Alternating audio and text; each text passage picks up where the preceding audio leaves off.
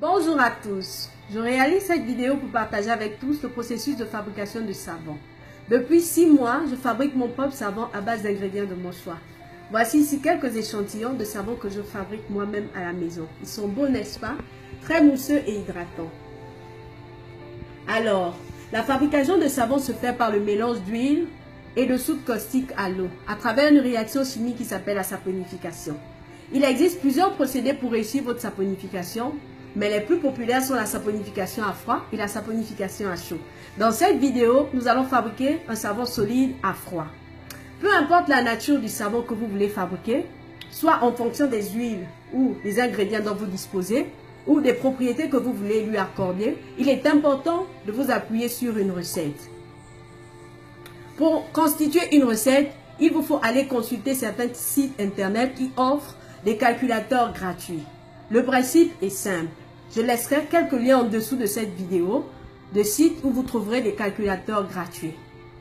Vous allez sur le site, vous introduisez le genre et les quantités d'huile nécessaires à la fabrication de votre savon et en retour, le calculateur vous donnera les quantités de soude caustique et d'eau en fonction des huiles, sinon des quantités d'huile que vous avez introduites. Ok, j'espère que le principe est compris. Passons maintenant à la fabrication de notre savon. Première étape, se protéger. À l'aide de gants. Voilà.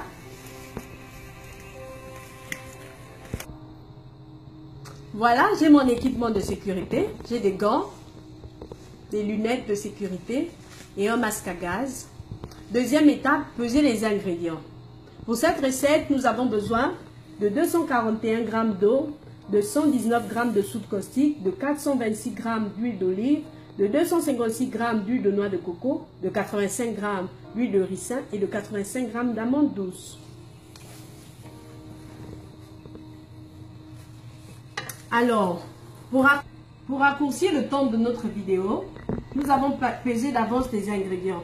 Vous verrez ici toutes les huiles mélangées, voilà. Et dans ce récipient, nous avons notre mélange d'eau à la soude caustique. Arrêtons-nous un tout petit peu sur le mélange d'eau à la soude caustique. Il est important de savoir que le mélange d'eau à la soude caustique se fait en versant la soude caustique dans de l'eau et non pas en faisant l'inverse. En faisant l'inverse, vous risquez de créer une explosion et de laisser dissiper un gaz toxique pour la santé. D'autre part, nous avons les huiles.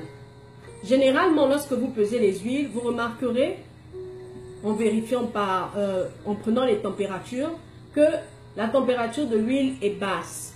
D'où la nécessité de la faire élever en la faisant chauffer, soit au micro-ondes ou à l'aide d'une autre source de chaleur de votre choix.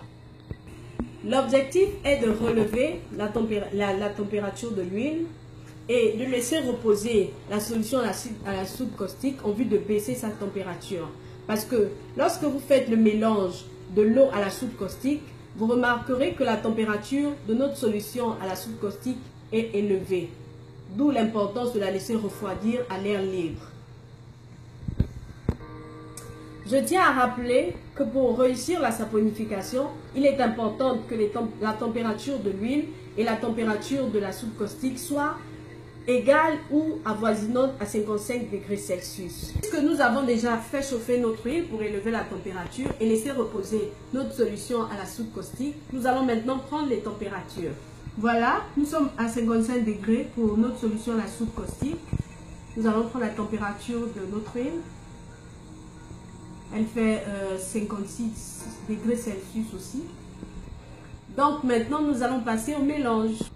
Nous allons verser notre solution à la soude caustique dans de l'huile. Tout doucement, voilà. C'est fait. Ensuite, nous allons remuer le tout à l'aide d'une pastule en plastique.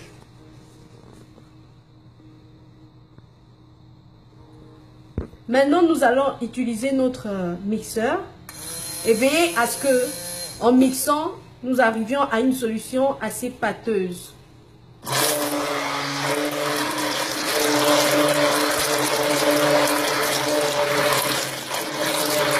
Voilà, notre mélange est fait. Nous allons le verser dans notre moule à l'aide d'une pastule. J'ai choisi ce moule pour plus de facilité.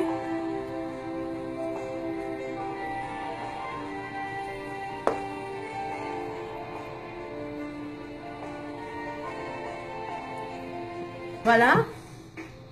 Notre savon est dans le moule. Nous l'avons un tout petit peu raclé. Nous allons maintenant le tapoter. Tapoter un tout petit peu, de manière à éviter la formation des bulles d'air dans notre savon. Après l'avoir suffisamment tapoté, nous allons le filmer à l'aide d'un papier film alimentaire. Voilà. Voilà, notre mélange est filmé. Nous allons maintenant pouvoir le recouvrir à l'aide d'un tissu chauffant. J'ai choisi une serviette. Voilà.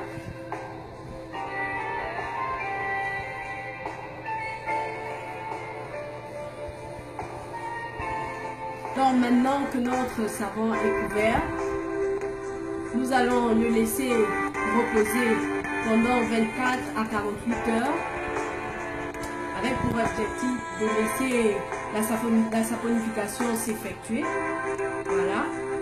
Et ensuite, nous reviendrons pour le démouler et le laisser cuire pendant 4 à 6 semaines.